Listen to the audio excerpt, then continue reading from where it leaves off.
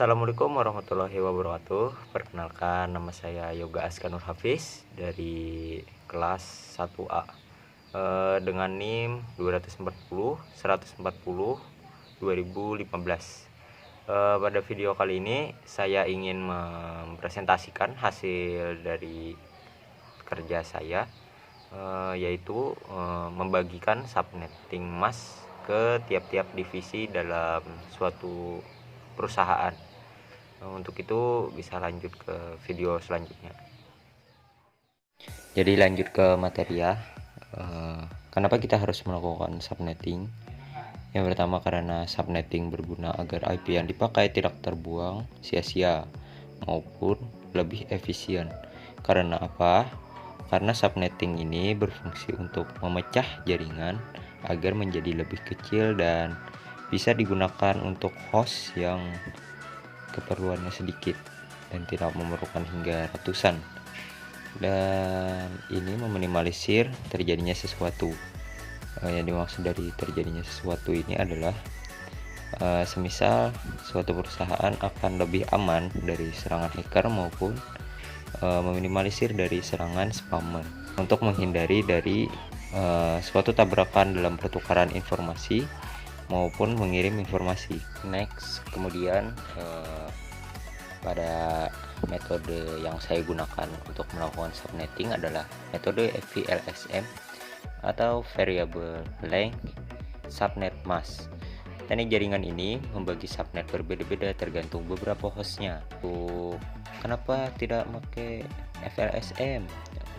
Kenapa ya? Karena untuk yang IP pertama saja sudah 128 nih. Jadi 128 ini saya cuma dapatnya 2 lingkup network aja, dan itu sangat boros. Kenapa? Karena yang kepake 90 user itu cuma satu divisi. Jadi saya menggunakan metode VLSM yang lebih fleksibel dan menyesuaikan dari seberapa hostnya yang perlu. Next, untuk kasus yang saya dapatkan dari tugas Pak dosen atau Pak Arif ya, untuk kasus terdapat 5 divisi memerlukan perancangan jaringan dan subnetting dengan masing-masing host berbeda. Untuk divisi HRD di sini dia memerlukan 14 host. Marketing memerlukan 28 host, divisi finansial 18 host, divisi teknisi gangguan memerlukan 90 host, dan divisi operator dan administrasi memerlukan 20 host. Dan langkah awal untuk melakukan penghitungan VLSM adalah dengan cara mengurutkan dulu yang mana yang paling banyak memerlukan host. Teknik menghitungnya adalah kita perlu menghitung dulu nih berapa host kira-kira yang memerlukan. Antara pas yang diperlukan host mencari lebih, kita cari dengan rumus host sama dengan 2 pangkat Y ya, harus ini Y dikurang 2 ini apa? 2 ini 1 untuk network dan 1 untuk broadcast dengan 126 host. Kemudian untuk network, karena dalam jaringan itu ada 8 ya, 8 binar, jadi 8 dikurang 7 maka sisa 1 atau 2 pangkat X ya, harusnya sama dengan 2 pangkat 1. Jadi untuk blok subnetnya adalah 256 dikurang 128. Kita bisa mulai dari 0 ke 128 host untuk marketing ya.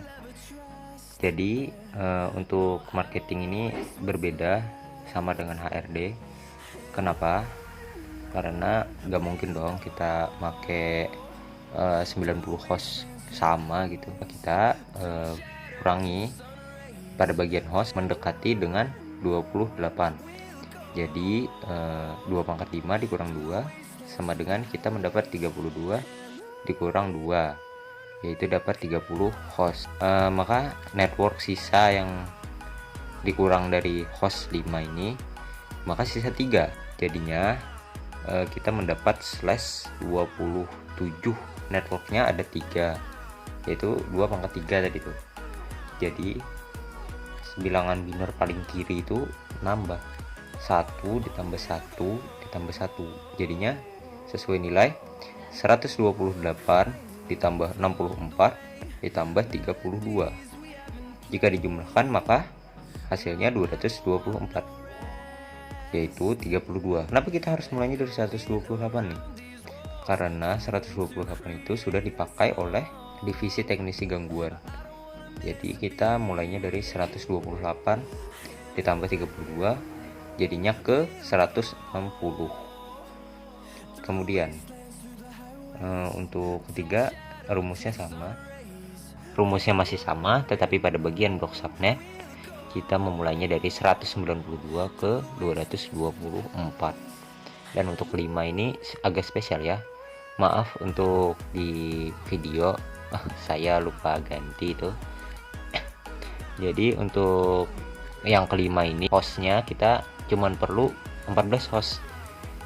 Ada tuh yang pas atau tepat, jadi kita menggunakan hostnya 2 pangkat 4 dikurang 2 sama dengan 16 dikurang 2, jadi dapat 14 host.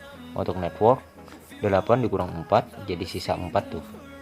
Jadi untuk pada HRD kita punya 16. Lanjut, kenapa tabel ini perlu gitu teman-teman? Karena tabel ini mempermudahkan kita dalam melakukan config.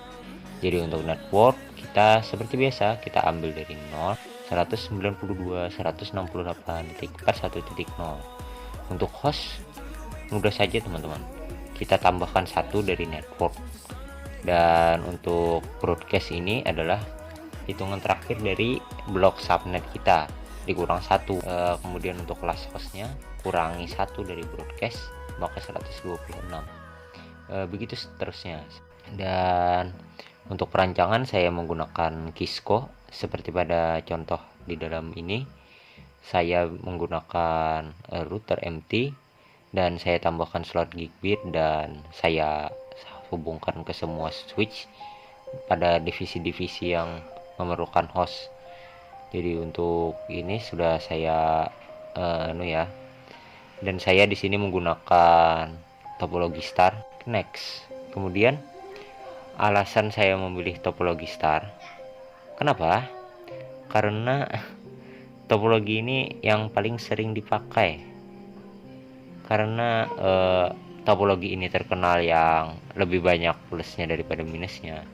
Seperti topologi yang upgradable, semisal nih, jika suatu perusahaan tersebut ingin menambahkan atau mengubah suatu susunan atau ingin menambahkan suatu PC atau klien lagi, maka tinggal kita colokkan kabelan ke PC dan sedikit konfigurasi, apalagi itu jika DHCP makin mudah lagi.